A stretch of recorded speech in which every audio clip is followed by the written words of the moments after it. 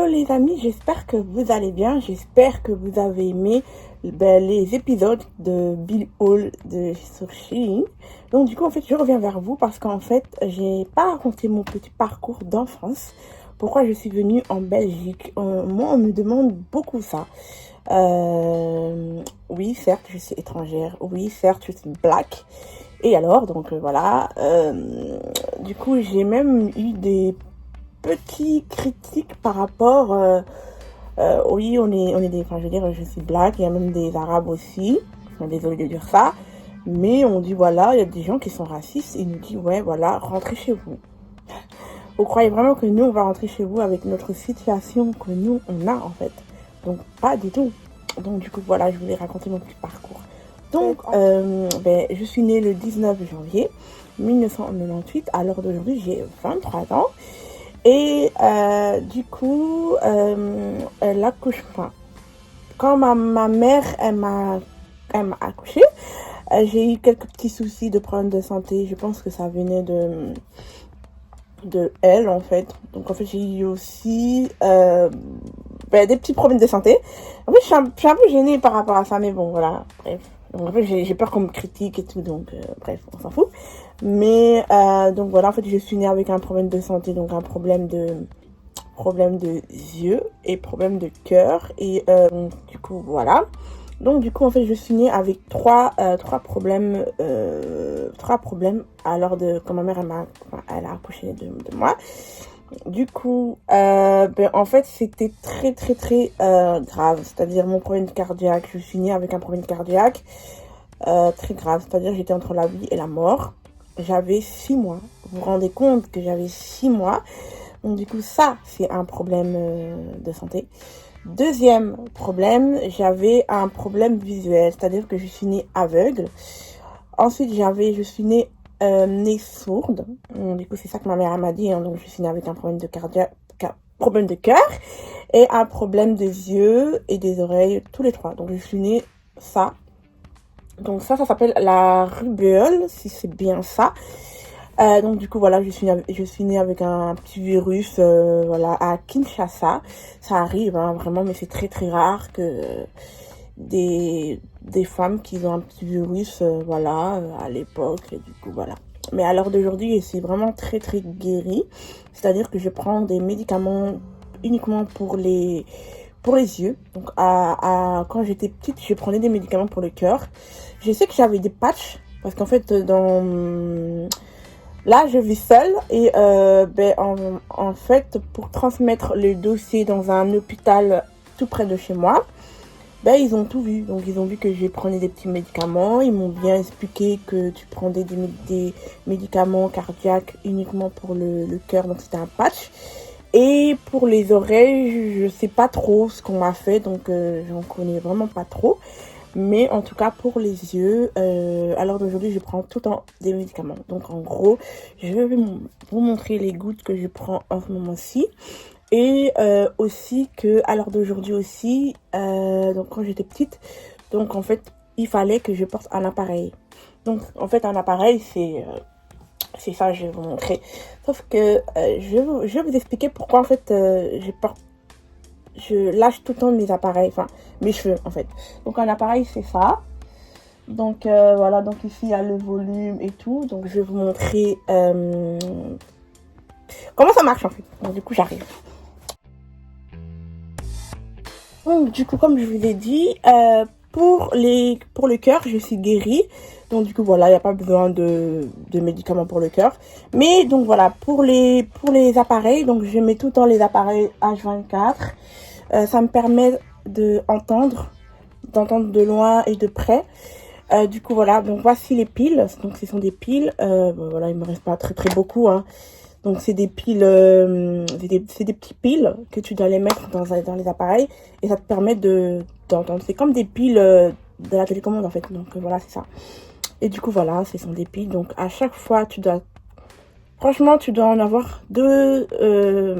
Un seul et un autre en réserve, comme ça c'est mieux parce qu'en fait les piles des appareils, comment dire, les piles elles s'éteignent super vite, donc ça veut dire en un mois, mais l'autre mois tu dois encore remettre un autre, ça dépend. Donc Voilà. Pour les yeux, j'utilise 2 gouttes. Des gouttes, voilà. Donc, les gouttes, celui-ci, je mets le matin et le soir. Donc, ce sont des gouttes de Cibrinza. Désolée pour mes ongles, c'est la catastrophe. Donc, voilà. Je vais vous montrer le paquet ici. Et le matin, je mets le Travakov. Donc, ce sont des petites gouttes pour les yeux qui me permettent de pas beaucoup des examens. Il me faut... Je vais souvent à l'hôpital chaque 6 mois ou même quand j'ai une infection, il faut que j'aille direct. Donc voilà, et même le médecin, il m'a dit quand ça va pas, tu téléphones.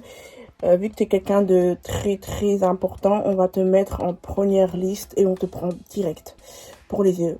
Pourquoi? Parce qu'en fait, ben oui, vu que j'étais aveugle et je vais vous expliquer aussi une autre étape qui m'a vraiment touchée. J'ai dit ça à personne et même pas à quelqu'un qui m'a quelqu'un que je respecte beaucoup. Lui-même, il le sait pas. Il ne le sait pas, mais si tu vois cette vidéo, en fait, j'ai peur que les gens se disent... En fait, j'ai peur que, voilà, je raconte mon histoire et j'ai peur que les gens vont me dire, ah, ok, ils vont profiter de moi ou, ok, on a un peu de la peine pour toi ou ils vont changer de comportement. Tandis que quand tu dis pas ton petite histoire, ben, ils vont réagir la même chose que comme d'habitude. Ils seront là et tout. En fait, c'est ça. Moi, j'aime pas... En fait, j'ai peur de l'abandonnement de la personne. Alors, quand je suis rentrée au première secondaire à lire ça, en fait, je voyais les 2 yeux. Donc, ma visuelle commençait à diminuer, mais de l'œil droit. C'est-à-dire, on va pas calculer lui, on va calculer lui de l'œil droit. Et l'œil droit commençait à diminuer. C'est-à-dire, comment j'ai eu ça? J'étais là en classe, j'écrivais, j'étais à la première range, voilà, et je ne voyais pas. Je vous jure que je voyais pas. Je voyais même pas que la dame, elle écrivait tout minuscule. Je la disais, madame, écrivez-moi un peu plus grand. Après, elle m'a dit, Fakima, tu es sûre que ça va? J'ai dit, oui, non, ça va. Et elle m'a dit, ok, on va un peu en parler et il faut que tu vas voir un médecin parce que là, ça va pas du tout. J'ai l'impression que tu vois pas. Tu ne vois pas, en fait. J'ai dit, j'étais trop timide. Du coup, j'ai dit à ma mère, j'ai dit, maman, en fait, je ne vois pas l'œil droit. Je ne vois pas. Elle m'a dit, il faut prier. Sachez que oui, il faut prier, mais genre, la magie va pas venir, bam, voilà, je vais guérir, ma visuelle va revenir, prier. Ok, sache que prier, ok, je peux prier, mais la prière, tout ce que tu vas demander à Dieu, va pas venir directement, comme ma soeur, elle m'a dit, ça va venir au fur et à mesure, mais en sachant que tu vas te soigner. Après, voilà, j'étais très déçue. Vraiment. Je suis partie chez le médecin de l'école et ils ont vu quand tu fais beaucoup d'examens, vraiment, genre tu fais 3 examens, donc c'est-à-dire tu as un rendez-vous de 13h, 14h, 15h50, trop long, il doit approfondir qu'est-ce que c'est, pourquoi elle a ça. Donc, on a fait un... En fait, c'est genre, en fait, ils vont passer par caméra. Donc, ça veut dire que je vais enlever mes lunettes et il y aura une machine, genre, vraiment, comme une caméra. Donc, ils vont voir vraiment l'œil ici, tout ce qu'il y a dedans. C'est-à-dire que, voilà, je vais essayer de trouver comment on appelle ça? Genre, t'as une ligne. Dans le cerveau, on a tout, tu vois. Mais t'as la ligne ici qui est liée au cerveau, etc. Donc, t'as une ligne, sauf que la ligne, pour qu'elle te voie, faut qu'elle elle soit un peu droite. Sauf que moi, ma ligne, elle est comme ça. C'est-à-dire elle est penchée comme ça. Donc, du coup, voilà. Et du coup, ils ne comprenaient pas pourquoi. On m'a dit, voilà, madame, est-ce que tu vois? C'est-à-dire que si maintenant, je prends une lampe de poche comme ça, je ferme mes yeux, je ne vois rien, mais vraiment rien du tout. En sachant que je ne vois rien du tout à l'œil droit. Mais ce qui est bien, je vais vous dire après. Voilà, du coup, on m'a annoncé la nouvelle. On m'a dit, mademoiselle Sakima Kilanga, tu vas plus voir à l'œil droit toute ta vie. J'étais là, je me suis dit, non. Comment je vais annoncer ça à mes copines? comment je vais annoncer ça à ma mère? Ma mère, elle avait une larme aux yeux. Mon père, il avait larmes aux yeux aussi. Il était au courant. Il a appelé mon papa. Ma mère, elle a appelé mon papa. Elle a dit, voilà, Fakima ne voit pas l'œil droit. Mon papa, il voulait que je parte en France pour faire une opération des yeux. Sauf qu'à ce moment-là, il faisait des démarches, mais à un moment donné, il était pouf, décédé. Donc, dommage. Et donc, voilà. Après, à un moment donné, avec le médecin, on a parlé avec ma mère. Du coup, on nous a proposé une deuxième opération pour les yeux. Ça n'a pas marché. Ça n'a pas marché. Je ne voyais rien. En sachant que j'ai des yeux bleus, hein, mais ça n'a pas marché. Et donc, voilà, ça n'a vraiment pas marché. J'étais vraiment...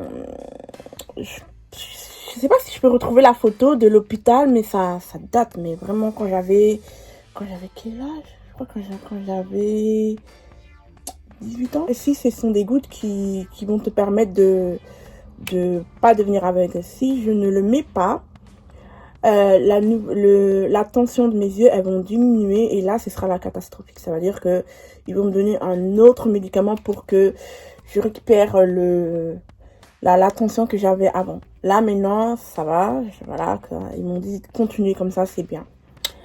Mais c'est pas cool. C'est pas cool d'avoir ce genre de problème. Je suis quelqu'un de très enfermé. Quand j'ai eu ce problème des yeux, j'étais très très timide. Je parlais à personne. J'étais là dans mon coin. J'étais très timide. Les garçons me draguaient tout le temps. Moi, je m'en fichais. Alors que les garçons sont là uniquement pour ton... Voilà, alors que moi je voulais pas, j'ai cherché du sérieux. Mais donc voilà, et moi je me suis dit dans ma tête, est-ce que quelqu'un va m'accepter comme je suis? Est-ce que quelqu'un va m'accepter comme je suis malgré tous mes défauts que j'ai? Malgré tout ça en fait. Vous vous rendez compte ou pas? Et mais à l'heure d'aujourd'hui, au fur et à mesure, on m'a dit, même si tu es malvoyante, Fakima, ne baisse pas les bras. Voilà, les gens ils vont t'aimer comme tu es. Les gens qui t'aiment pas, ça veut dire qu'ils te connaissent pas, ça veut dire qu'ils n'ont pas connu ton problème à toi. Mais un jour, ils vont nous regretter. Un jour, ils vont savoir qui est la vraie Fakima. Et donc, voilà. Voilà. Et avant, j'ai porté des doubles lunettes. Donc, c'est-à-dire des lunettes, mais des lunettes, mais vraiment comme des loupes. Et je rentrais, c'était trop moche. Horrible. Horrible. Horrible. Et après, quand... ben voilà, mes lunettes sont cassées. Et j'ai 23 ans. On m'avait proposé des lunettes spéciaux. C'est-à-dire des lunettes que les gens vont voir, mais comme si tu n'étais pas aveugle. Ni malvoyante, comme si c'était des lunettes normaux. Je vais les enlever, vous allez voir. Et du coup, voilà, donc c'est le médecin. Donc, en fait, ici c'est des lunettes normales. Et lui, c'est des lunettes spéciaux. C'est-à-dire, ils ont rajouté vraiment des vitrines, vraiment. Donc, du coup, voilà. Je vais vous montrer. Et je sais pas si vous allez voir la différence ou pas. Donc, je sais pas si la différence... Ah ouais, voilà, là, on voit la différence. Vous voyez, là? Là, on voit la différence. Là, c'est une loupe. On ne calcule pas le lit. Là, c'est vraiment une... Vraiment. Vous voyez? Et tandis que lui, c'est normal. Vous voyez? Donc, voilà. Lors d'aujourd'hui, je suis bien. Je vois une coach pour avoir confiance en moi parce que j'ai vraiment pas confiance en moi. C'est... Voilà. Et ben, du coup, voilà. Je suis venue ici en Belgique pour une opération très urgente, c'est-à-dire cœur, des yeux et les oreilles. Vraiment très urgence. Très urgence, on m'a pris direct. Et ben moi, ce qui me touche vraiment, c'est que le médecin qui m'a opéré du cœur, je le suis. Alors aujourd'hui, on se suit tout le temps. C'est-à-dire que quand j'ai envie d'aller avoir un petit rendez-vous pour mon cœur, ben c'est lui. C'est lui qui m'a fait opérer. C'est lui qui m'a opéré du cœur. C'est lui qui m'a... Voilà, c'est même lui qui m'a offert un petit doudou. À l'heure d'aujourd'hui, que je dors avec un doudou. Je sais pas pourquoi, j'ai une maladie de doudou. Je me demande est-ce que quand je vais dormir avec mon homme, est-ce que je vais dormir avec un doudou? Ma soeur, elle était là, fait yo, t'es parti avec ton doudou? J'étais là, mais laisse-moi tranquille. Et ouais, non, mais mon doudou, vraiment, c'est un doudou qui m'appartient. Qui m'appartient et qui est vraiment un coup de cœur. C'est-à-dire, là. Ah oui, je sais pas, je le remercie vraiment. Pourquoi? Parce qu'en fait, c'est très rare d'avoir un médecin qui va abandonner. Je vais vous expliquer. Après, c'est très rare qu'un médecin va abandonner une petite fille qui a des problèmes alors que le gars, il va pas pouvoir assumer. Je vais vous dire, le médecin qui m'a opéré du yeux, il était super gentil. Après, quand j'ai grandi, à l'âge de genre de 11 ans jusqu'à 16 ans, le médecin du yeux, il m'a abandonné. C'est-à-dire, ma mère, elle m'a dit, ouais, le médecin qui prend des Sakima, il est parti, il a démissionné parce que, pourquoi? Parce que elle est ça, parce que elle est ça. Mais en fait, on s'en fiche, en fait. En fait, moi, c'est ça qui me rend, vraiment, c'est du n'importe quoi en fait. Pourquoi tu vas abandonner ton travail uniquement pour une fille qui est handicapée en fait? Certes, mon handicap il se voit pas, mais je fais partie de personnes qui ont un handicap. Et moi, je suis vraiment reconnaissante pour mon médecin du cœur, que à l'heure d'aujourd'hui, quand je téléphone, il est là. Pour les oreilles, j'ai pas vraiment un médecin voilà, c'est tout le temps échange, donc voilà. Mais alors pour les yeux, à l'âge de 17 ans jusqu'à 18 ans, 20 ans, j'avais un médecin qui m'a fait l'opération pour les yeux et lui il était super sympa et il me mettait vraiment à l'aise, il était super sympa, mais malheureusement voilà, il a échoué. Donc ils ont tout fait pour sauver ma vue, mais ça n'a vraiment pas marché. Ensuite, j'avais eu il y a quelques mois, j'ai eu aussi un petit rendez-vous pour les yeux. J'ai demandé si vous pouvez m'enlever la boule qu'il y avait. Donc, je vais vous montrer la cicatrice qui... Donc, il ne faut pas être traumatisé, mais je vous montre. Donc, ouais.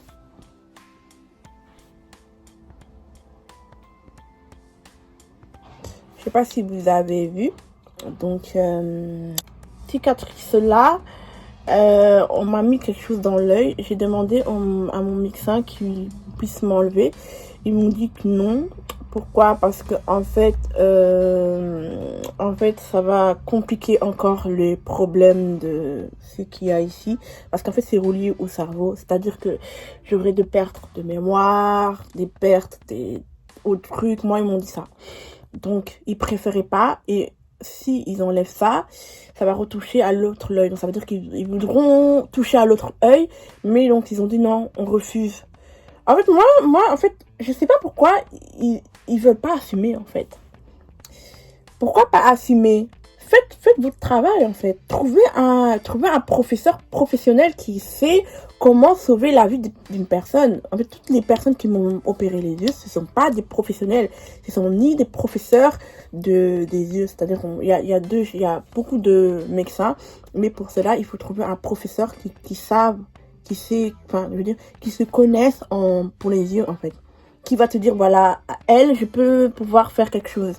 Tandis que les autres, ils ont trouvé le moyen, mais ils n'ont pas réussi. C'était pas des professeurs professionnels, en fait. Donc, il faut que je trouve quelqu'un, parce que moi, ça me gêne, en fait, la cicatrice, genre la boule qui m'a enlevé, ça me gêne. Et les médecins, ils disent que je comprends, mais il faut pas toucher, continuer à mettre des gouttes. C'est ça qui va vous permettre de pas trop gêner le truc qu'ils m'ont mis dedans. Mais voilà, moi franchement c'est... Voilà, moi franchement, dans l'heure d'aujourd'hui, je suis... En fait, je fais genre que je vais bien, mais en fait c'est à cause de ça que je vais mal. Pas mal, mais on va dire que je parle pas aux gens. Genre, je suis là dans mon coin, il y a des gens qui me parlent. Et moi, je voudrais que les gens m'aiment comme je suis. Si tu m'aimes pas, c'est pas mon problème. Moi, c'est pas ça que je veux. Moi, c'est que je veux que tu m'aimes comme je suis. De ne pas profiter ce que moi j'ai. Vous en pensez? Dites-le moi en commentaire. Dites-le moi en privé. Sur Snap, Instagram, TikTok. Y a pas de souci. Donc voilà, moi c'est tout ce que j'ai à dire. Et du coup, j'espère que vous avez aimé la petite vidéo. C'était un truc vraiment touchant, mais vraiment. Et ben, moi, je suis entourée des bonnes personnes, c'est-à-dire mes frères et sœurs. Bon, pas mes frères et sœurs. Bref, on va pas dire ça, mais voilà, je suis un peu tendue avec eux. Mais je suis entourée des belles personnes, c'est-à-dire mes accompagnatrices, mes amis, mes meilleurs amis, mes potes. Ben, mes potes qui sont devenus ma famille. D'aujourd'hui, je cherche un chéri. J'espère que mon chéri va m'accepter comme je suis, malgré tout ça. Mais ça veut pas dire que voilà, profite de moi. Non, moi je veux pas. Moi je veux que tu m'acceptes comme je suis. Je te raconte ça. Comme ça, tu sais moi. Comme ça, tu me connais moi. Donc, du coup, voilà. Ben, je pense que j'ai tout dit. Je pense que j'ai tout dit. Du coup, ben voilà. Ben, à bientôt. Et on se verra dans une prochaine vidéo.